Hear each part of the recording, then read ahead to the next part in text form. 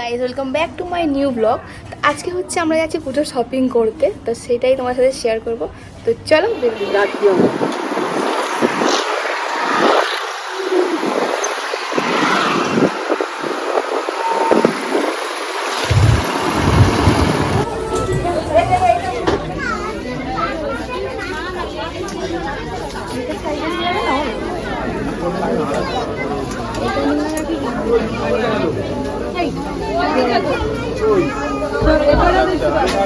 Friend ফার্স্টে ঢুকেছিলাম M বাজারে। তো এম বাজারের কালেকশানগুলো মোটামুটি আমার খুব একটা পছন্দ হয়নি, তাই ওখান থেকে শুধু বড় বাবুরটা কিনেছি, আর আপাতত ডিউ রয়েছে। আর দুই মাই হচ্ছে শাড়ি নেবেন না বলেই দিয়েছিল, তো কী নেবো দুজনের জন্য দুটো নাইটি নিয়েছি। এখন শপিং কোনো বাকি রয়েছে, তো যাচ্ছি অন্য জায়গায়। চলো যাবো।